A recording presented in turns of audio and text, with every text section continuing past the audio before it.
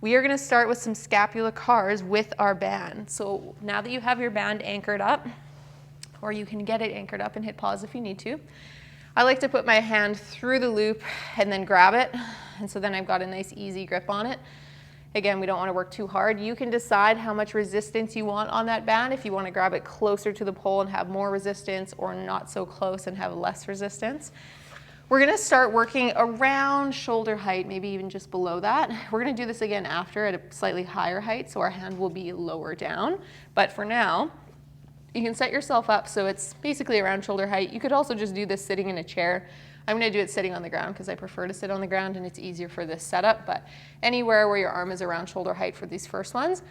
And then I want you to also, instead of setting up with your shoulder, hand, and pole all in line, I want you to go slightly to the inside of it so that your arm is kind of pointing off to the outside slightly.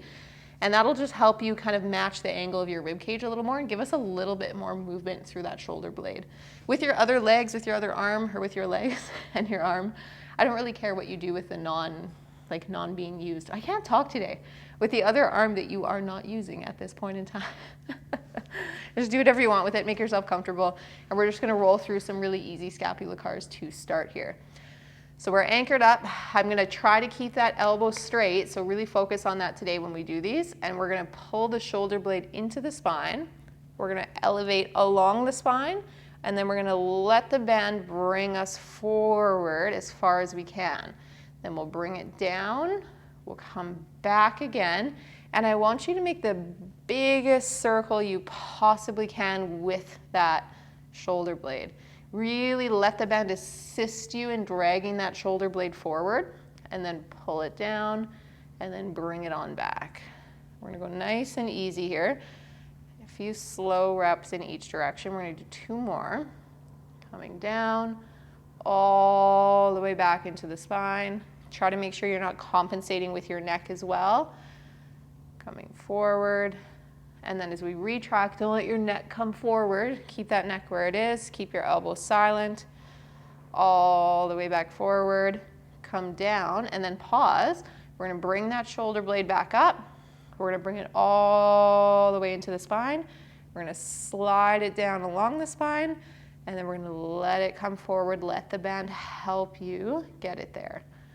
Back up, all the way back, all the way down, and all the way forward. So again, really let the band help you in coming into protraction, so you don't have to work super hard for it. The band is going to kind of cue you and help you to drag that shoulder blade forward and really try and get into that protraction. Now we're going to do another round here, another circle, coming all the way up, all the way back, all the way down, and then all the way forward. Now just relax for a second, and I just want you to try something here. So you're gonna relax, choose your tension on the band. Again, choose your own adventure with this. Get somewhere in the middle of elevation and depression, wherever just feels natural for you. Let the band pull your shoulder blade forward as far as you can, and then stay there. And then you're gonna basically see if you can shift your rib cage back or shift your rib cage away from the band. Think about sinking your collarbones and even your sternum back in space a little bit, and you'll notice that you'll get a slightly bigger stretch. You're not pulling yourself down into flexion, you're just seeing, okay, can I just let my collarbones and my rib cage fall back in space? And then you'll notice even more of a stretch. And you can just hang out there for a second, just enjoy that. And then take a few slow breaths here. So give me a nice slow inhale. Try not to let all that air go into your belly, and see if we can direct some into that back as well and get even a little more of a stretch. And then full exhale. See if you can let your arms slide a little further forward. Let your rib cage come a little further back. And then just relax, stay there. Give me one more slow inhale. Super slow. And then full exhale, reach a little further forward, let your ribcage sit a little more back.